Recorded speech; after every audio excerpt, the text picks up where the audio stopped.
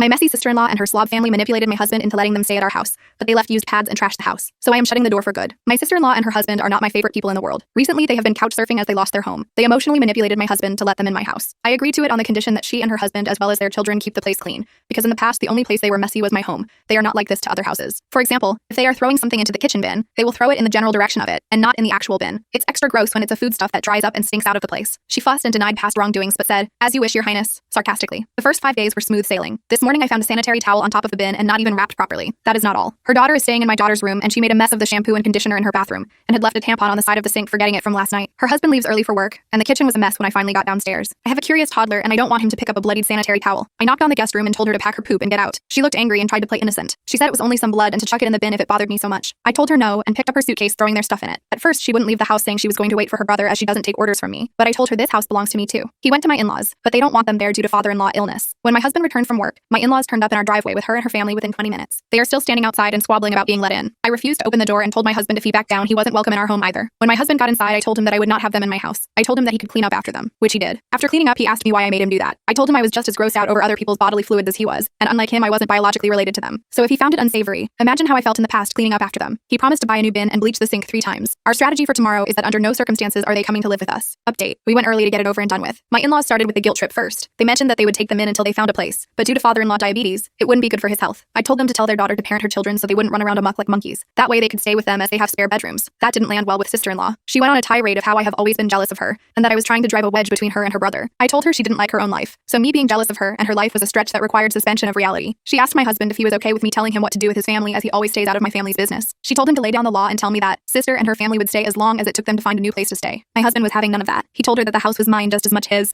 and it was a 2 yes and 1 no deal. Just because I was stay at home now didn't mean that I didn't contribute to buying the house when I was working. They told me to suck it up and act like family. I told them I wasn't there to argue about her cleanliness, as I saw what I saw, and her brother was witness to it and had to clean it up. He confirmed that he did and that I wasn't making it up. My sister-in-law slipped up and said, "Why did you clean it up?" to her brother, because according to her, I was meant to clean it up. Either she is the dumbest bitch alive to admit it, or she knows she has the whole family in her pocket. My husband told his niece that she was old enough to clean up the remaining mess, but she said no. Her father jumped in and said, "She is just your niece. She's my daughter. Don't you dare tell her what to do." It got heated between them, so they both had to walk it off. I told her and her husband that the only reason me and my husband were there was to get money back for the bin we had to throw out due to her sprinkling biohazards around the house. She laughed in my face and said it would never happen. I said fine. Hope you realize that when I threw you out, I didn't pack all your belongings. I still had her daughter's Switch, her husband's and her 2 younger ones' tablets, some of her jewelry, and a few other bits and pieces, as it all happened so quickly that day. It would all be sold to recuperate my cost. We left, but she was yelling loudly about what she would do to me if I dared to sell anything. Later on, they kept texting my husband to do them one last favor by putting up with her for a few months until she got back on her feet. I told him that no matter what, I wouldn't agree to let her slobby husband and her horde of children back in. They texted me too, guilting me about his niece's education. With no place to stay close to her school, she might have to start at another school if they get a rental that isn't in the school zone. I texted back tough luck and blocked them.